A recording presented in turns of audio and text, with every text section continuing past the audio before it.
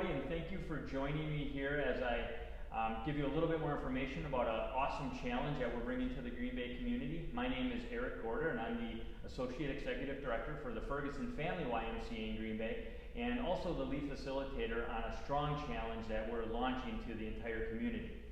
Today I'm being joined by Dr. Dan Lyons of Precision Chiropractic.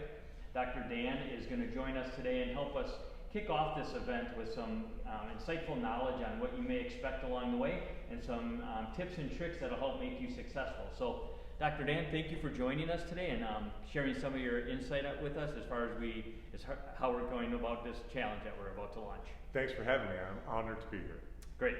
So the strong challenge is really designed to get people moving. So there's one component where we want people to move for 20 minutes a day, 5 days a week.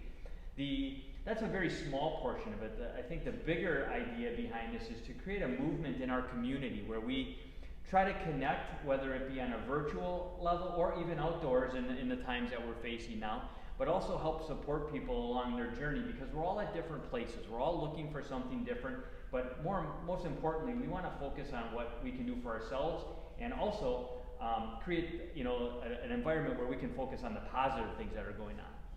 So I guess I would ask that if there is any insight you might provide as far as someone that's thinking about a challenge like this, what they might, some thought processes or what they might do to whittle it down to saying yes to something like this. The first and simplest thing is it's free.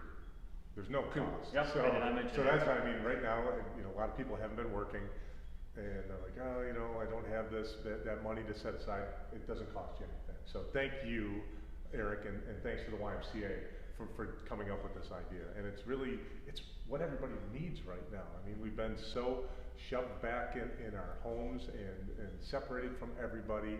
We don't know what to do. There's no direction.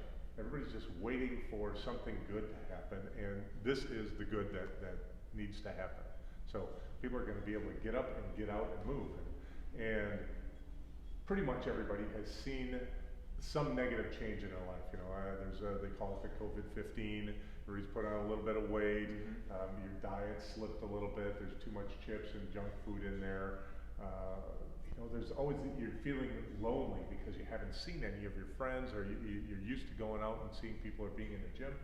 And so this kind of solves all those problems in one easy way. And you don't have to, the best part is you don't have to come into the YMCA. I mean, you could be up in, somewhere in Alaska, and where there is no YMCA, and if you get an internet connection, you can connect with this group, and you can start to improve and take control of your life again. Mm-hmm.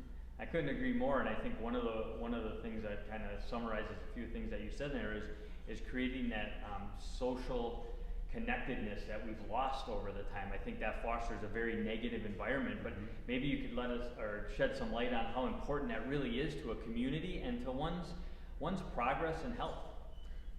Thanks. That's a great lead-in. There's been a lot of studies on the social nature of human beings and how people that are isolated do so much poorly on all health and mental factors than people that are connected. And it kind of stems from one of the kings of England, who was a bit of a science nut, that separated the nursery into two sides, and one side had the normal care. They got nurtured and held and coddled. The other side just got fed and changed and got nothing else. And that side got very ill or died. And the other side, all those children grew up normally. And so we need to have that connectedness. We all feel better when a friend drops by or we get to see a bunch of people, or family comes over. Those are things that we thrive on. It creates a feeling inside of us and changes our physiology in a way that we can't replicate without that connectedness. Mm-hmm. And that is probably the most damaging part overall in society of this pandemic. And when we've seen the calls to the suicide hotlines are up 200%. That's here in Green Bay. Here in Brown County, up 200%. 1 in 4 teenage kids has contemplated suicide. Talked to someone that works for HUA, which is a great veterans charity, that actual suicides in active duty veterans is up 20% right now. We see this, and the fighting, and it comes out in all the bitterness that we see on social media. People are just withdrawn, and they're just lashing out, and that's got to stop.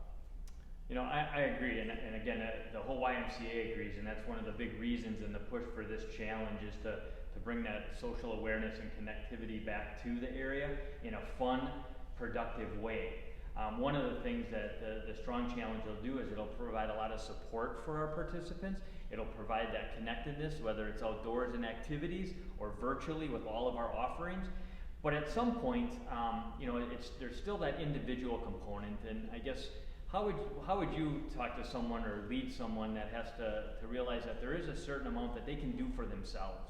You know, at some point, what can they control? Control is so important because you can control what you can take in. So whether it's what you're reading, what you're eating, what you're drinking, those are things you can control. You can control what you do with your body and with your mind, but the world's going to keep on being the world. And so if everybody pulls together and starts taking control of themselves in a positive way, it leads to a better world. I mean, you can move more, you can decide you're going to move less, you can eat better. All these are things that you can decide. When it comes to what you're taking in, you know, if you read the newspaper or you go online and see the news, you're going to get negative right now because it's, you know, election time and it's just crazy. It's worse than usual. But one of the things you can do, instead of just clicking on that link and reading the headline and reading the comments, actually click through and read the studies. If nothing else, they're probably more boring, and it's going to take all the emotion out of it, all the negative emotion out of the article. But being informed is important. You don't want to be overwhelmed, though. Now, I've always told my kids you should be creating content, not consuming content. And the business world, it's designed at getting you to sit back and consume content. But if you want to be healthy, successful, you have to create things. And hopefully it's something that lifts someone else up. So when it comes to, you know, what you're understanding, what you're taking in mentally, you know, read the actual studies. Don't just read a headline or a meme.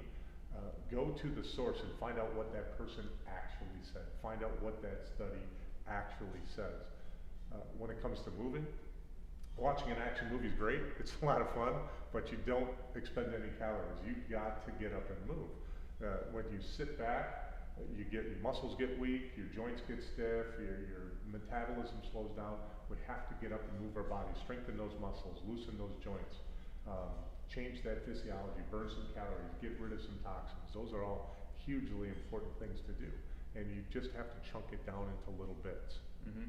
I again agree with everything you said, and it really reinforces the initiatives of this Strong Challenge. I think most of the viewers out there would agree what we've just discussed is something they know and they think about, but maybe they don't act upon. We're going to provide a lot of content. We're going to provide a low-level goal, but during the first week, we're going to ask all of our participants to set some goals and to, you know, you talked about that big hairy goal out there, something down here, but as we break this down into chunks, that's where we're starting right now, and everybody's at a different place. If there were one or two things that you could tell our participants as they set their goals and some things they might want to keep in mind, what would those be? Well, the first thing is to commit. You have to decide, this is it. I'm getting off my butt, I'm getting back in the game, and I'm going to do it. And the support, which you touched upon earlier, is important. I mean, so you're supported by, when you're in this challenge, by the YMCA. I mean, the Strong Challenge is going to tell you what you need to do. It's right there for you, so you don't have to come up with your own workout to decide what you want to do. All you have to do is commit that whatever it says I'm supposed to do today, that's what I'm doing. So that's the simple part. And then you have to find people to support you. So going back to the community and the connectedness thing, find some people, maybe it's your spouse or your roommate, your kids, some friends online, or some people that are involved in the Wide Strong Challenge, so that you have a community that is supporting you and bringing you along. And some days you're going to hit your goal, and some days you're going to not. That's the way life is. And some days some other people are going to hit a goal, and some days they're not. But you're there to help lift them up or pull them along in your wake if you're hitting all the benchmarks, and they're going to do the same thing to you. But you have to have those goals. We have to chunk your goals in such a way that you see progress. You know, if you are 65 and you've never had abs and you want to have abs, and you have to lose 50 pounds to get those abs, that 50 pounds is your big, hairy, audacious goal. But you gotta chunk that down into little bits so you see progress. So, oh, my goal is to lose 5 pounds this week. Hey, I lost 5 pounds. My goal is to, instead of doing the 20 minutes a day, I wanna get up and I wanna move 30 minutes a day. And so you get that 30 minutes in, and you see those goals, and every time you hit a goal, you get a win in the win column, and you have 0 losses in the loss column, and it starts to get some momentum. You start to get more excited, you get to be proud of yourself, get excited about what you're doing, and that just fuels that fire and drives you to reach your goal. I agree. I think at some level, you can only be so successful in a goal all alone, and I think that support system and everything we talked about here today are extremely important for the long-term success of this, not just the 6 weeks. Again, that's a starting point. Yeah, and if you have a goal and you're all alone and you reach that goal, who's there to celebrate with you? Here you got a bunch of people ready to celebrate with you, whether it's online or in person. A big part of today was just to get everyone excited and get off on the right foot with the challenge, but we have a lot more great information.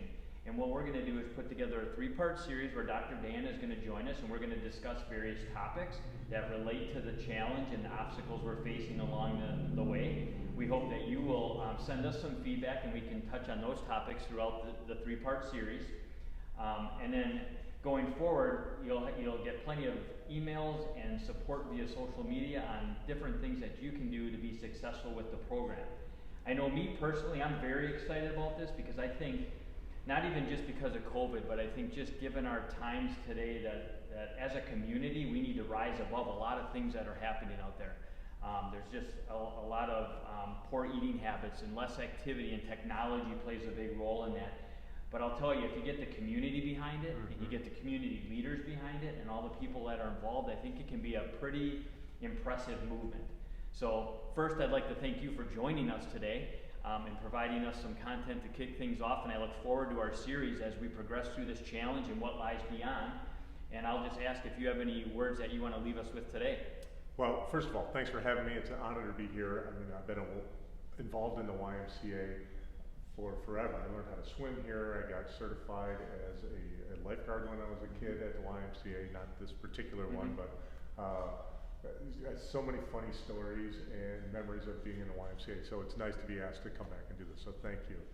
And to quote Nike, just do it. You've got to make that decision. Decide that you're all in and get all in, both feet, jump in and run with it.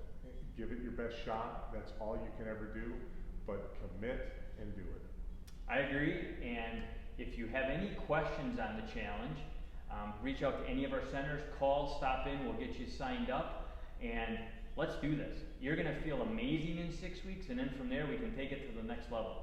So again, thank you for joining us today, and make sure you tune in over the next 6 weeks to get more valuable information and support along your journey to a healthier lifestyle.